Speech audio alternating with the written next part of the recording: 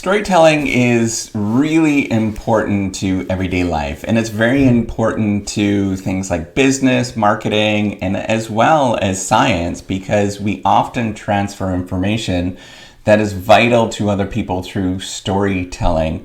So I want to give you an example of something that I think is remarkable because I just think it's a super cool story. So my mom last night was talking to me about how they used to get a dentist, how they actually used to see a dentist. So we grew up, my parents grew up in Northern Ontario. I grew up in Northern Ontario as well. And they grew up in kind of a homestead, right? So that's what they had. And the job on the homestead for them was to cut cords of wood. They had to cut a certain number of cords of wood to maintain this homestead by government standards, which is incredible if you think about this. And they had a little small farmhouse, and they had to actually walk to school. I think it was about 5 miles. Every single day they had to walk to school for 5 miles, and they went to a one-room schoolhouse. And so you can imagine that this is pretty impressive as it is, but I want to take you a little bit more into the story. So as my mom was talking to me last night about these different things, she was telling me about her visits to the dentist. And she said that actually what they would used to do is that a train would come into the town and they would go and visit the dentist. And this would happen once every couple of years, and all of the school kids would go and they would go visit the dentist. They would line up on the railway track to go visit the dentist, where they would do different extractions and things like that. So you can imagine this was a very tiny town. There was, one-room schoolhouse from K to 8 that was there. I think there was a hotel at the time. Maybe there was a little tiny corner store, and that's about it. That was the town that they lived in. And you can imagine all of the school kids running around and being really excited because the dentist was into town. And they would, they would go and visit the dentist, and the dentist would likely not give them lollipops at the time. But, you can imagine that this story being that, it was probably in the summertime, there was probably bugs flying around. There was lots of mosquitoes and black flies and all sorts of things. You can imagine that this story really stuck with me because it is such a unique, interesting experience of what it was like to live years ago, decades ago in Northern Ontario in a small little homestead, farmhouse that they would have. So with that, I think that this story is going to stay with me for a while. It doesn't stay with you forever, but this is what I wanted to talk about with storytelling because it's so vital to our life. It's very vital to actually doing research, good research, and it's vital to all sorts of aspects of what we actually do, because the things that we remember are often stories. We don't remember things that are really cut and dry. So this notion of the disinterested disinterested bystander, I don't think it represents science very well, and I don't think it represents everyday life very well. And I think science is kind of moving in that direction where we are not necessarily, we acknowledge that storytelling is very, very important, because if you can get into that moment where you are feeling vicariously or you're learning vicariously through the storyteller, you often have this important memory that sticks with you. And that sticks with you and continues to sort of allow you to understand the world in a different way. It gives you a different framework, right? So everyday life is full of storytelling. In fact, it is vital to virtually all careers where you're interacting with people, where there's some sort of transfer of knowledge that's happening between people, because that's actually how we learned years ago. Even today, it's sort of vital as being human beings, where we would go and, we would sit by the campfire and tell stories about how things happen. So myths and rituals and all of those kind of things is very much part of who we are as human beings. And it's sort of built into how we sort of process things and make sense of things. So any any career that is interacting with people, comedians, for example, are extremely good storytellers. Marketers, they're all about storytelling. If you haven't realized it, that's what businesses do in order to, quote unquote, sell you something. They provide information that has a compelling message behind it. Engineers are all about transferring stories to other people. What didn't work, what did work. With this kind of whatever they're working on, they had to tell these stories. They have to tell these stories to motivate people to pay attention to what they're doing. So why is it that storytelling is important? And these are my own sort of thoughts that I was thinking about in terms of storytelling and why it's actually important.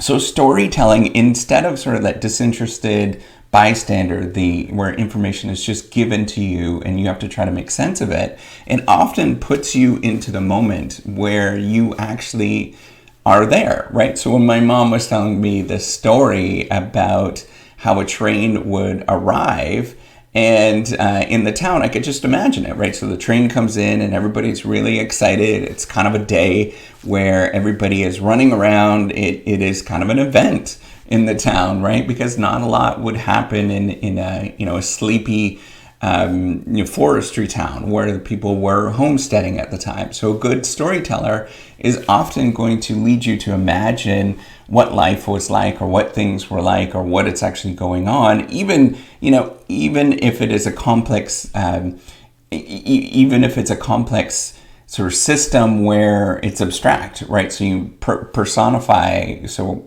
you might personify a cell, for example, and you try to imagine what it's like to be a chemical compound, and you imagine it. And so I actually got really good at organic chemistry. It's one of my favorite classes in my chemical engineering days. And I got really good at organic chemistry because I can imagine it was actually like me that was part of the compound. And if you can get your mind into that motion where you have sort of a state of flow where you're in it and you can escape from who you are as an individual, then storytelling becomes an extremely effective aid in terms of understanding this difficult concept. Whatever that difficult concept is, whether it's organic chemistry, whether it's biology, cell biology, or whether it is something that's in business, in marketing, whether you want to tell your kids something so that they're paying attention and they would actually like that story. The other thing that I think is incredibly important with storytelling, and this is why, the disinterested bystander kind of logic I don't think holds up often, is because it builds emotion and empathy with the other person and what you're trying to do, right? So most things in life, the reason why we feel them is not the information.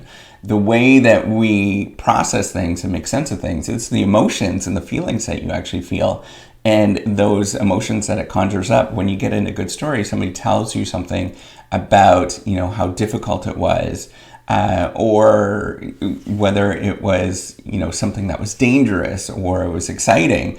All of those kind of emotions that come up, and then you remember them, right? So for me, if somebody tells me exciting, I often will just conjure up images of different, movies that I've seen. And that's what movies do very well, right? So they bring you in and they give you that sense of emotion. They do that with whether it's sights, whether it's music, whether it's what people are saying, and the craft of the storytelling is incredibly important for building this sense of emotion that sticks with you and stays with you for a very long time. And now the other thing, I think what ends up happening, and I think this is why it's such a powerful way to transfer knowledge, not only in terms of everyday life, but in science and in research and in all domains in teaching. It is because you get a transfer of knowledge on all five senses, right? So information is going to be, if you just present information on a piece of paper that's codified or codified, what's going to happen is that information is just being processed through your eyes, right? But if you can tell a story that involves all of the senses, that brings people into the sights and smells. So I'm imagining right now in this small town, I'm imagining with the smells, I'm imagining the tar. I don't know if you've ever smelt it, but on on railways, they have this sort of tarry smell. It's dirty, it's grimy, it's stinky. So I'm imagining, that smell at this moment. In the sounds, I could imagine, the train whistle coming in, and they would blow off the whistle and everybody would pay attention to it. I'm imagining in my mind that there is these kids that are running around the train and everybody's excited about this. And then it seems like a really fun experience, and, some cranky parents that are pulling their kids there. No, they really don't want to be there. I'm imagining all these different things. I'm imagining the taste, right? So up there, where in Northern Ontario, you've got a lot of pine trees. And so sometimes the air has a palpable sort of fresh smell that it is pretty unique that only a pine tree would give. And so if it's in the wintertime, it would be very crisp and crunchy. The sounds of the snow would be extremely crunchy. If you don't know this, snow crunches really, really loudly when you're walking on a cold winter day. And I would imagine in my mind, it is winter time where they're going and doing this, in that they are, it's a beautiful blue sky where the sun is shining, because when it's a cold, cold day, there's no clouds in the sky because it's too cold for clouds.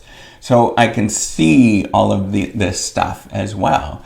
There's all these different senses that you're seeing, and then as well, you're listening to the kids playing, and they're giggling and they're excited, and then they come out, and some of them are telling each other, what this experience was, and they're trying to scare the other kids and say, don't do this, and some of the kids are really scared.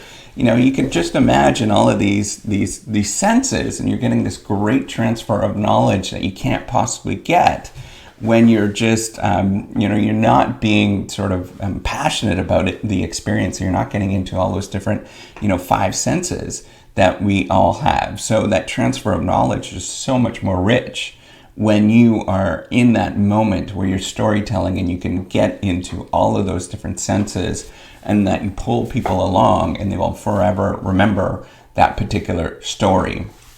So to recap, storytelling is extremely important for our everyday life. It is important for how we learn and process information to make decisions.